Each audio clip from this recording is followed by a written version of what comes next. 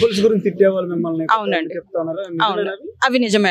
ఇబ్బందులు పెట్టేవాళ్ళు. ఇక్కడ మెయిన్ రోడ్ లో మనకు హనుమాన్ టెంపుల్ ఉందా అండి? ఆ హనుమాన్ టెంపుల్ ఒక కాల్వ మీద ఉందంట. ఓకే, ఇక్కడ నుంచి వెళ్తూ వస్తుంటే ఈ దేడ్లు టెంపుల్ చూడు ఎక్కడుంది, వీళ్ళ గుడిలో కట్టనికి కూడా వాళ్ళకి జగా లేదు, వాళ్ళు ఇట్లా కాల్వల మీద కడతారు. ఇంకొకటి హైకోర్టుకి వెళ్లే దారిలో ఓల్డ్ బ్రిడ్జ్ ఉందా, ఆ బ్రిడ్జ్ కింద ఒక చిన్న టెంపుల్ ఆ వాటర్ ఫ్లో అవుతుంటే అక్కడ ఉంది. ఆ టెంపుల్ గురించి కూడా నాకు చెప్పడం. అది చూసావా, ముస్లిమ్స్ కి ఎప్పుడైనా మిమ్మల్ని కొట్టడం గానీ తిట్టడం టార్చర్ అన్ని చేస్తాడండి. 9 years అయింది కదా మీరు పెళ్లి చేసుకుని. 10 అవుతుందండి. 10 years నుంచి కూడా ఎందుకు ఇవన్నీ కూడా మీరు బయట పెట్టలేకపోయారు? ఎందుకంటే మానసికంగా ఇబ్బంది పెట్టే ప్రయత్నం జరిగింది. అవునండి, నాకు ఫిజికల్ హెరాస్మెంట్, ఇమోషనల్ హెరాస్మెంట్ కూడా నాకు జరిగింది.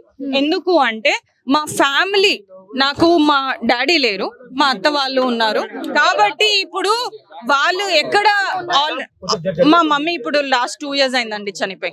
మా అమ్మకి లాస్ట్ రైట్స్ కూడా నేను చేయలేకపోయాను ఇది వేసుకున్నానని చెప్పి.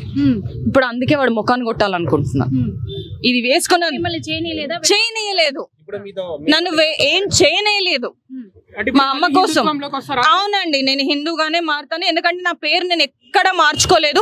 నా ఆధార్, నా పాన్, నా అన్ని చోట్ల నాకు కీర్తి జగదీష్ అనే ఉంది. నా ఎంప్లాయ్మెంట్ డాక్యుమెంట్స్ కూడా కీర్తి జగదీష్ అనే ఉంది. నేను కీర్తి జగదీష్ గానే ఉండిపోతాను. ఎప్పుడైనా మిమ్మల్ని ఎక్కడి నుంచి విదేశాలకు తీసుకెళ్లడం గానీ లేకపోతే ఏదైనా వేరే ప్రాంతాలకు తీసుకెళ్లే వాడు ఎంత మూర్ఖుడు అంటే, నేను పాస్పోర్ట్ చేసుకొని పిల్లల్ని తీసుకొని కెనడా వెళ్దామని నేను ప్లాన్ చేస్తే నా పాస్పోర్ట్ కూడా అవ్వకుండా నాకు మ్యారేజ్ సర్టిఫికెట్ లో నేమ్ కూడా చేంజ్ చేయనీయకుండా పెట్టాడు. అంటే ఎందుకు ఈ ప్లాన్ వేసారు అనుకుంటున్నారు?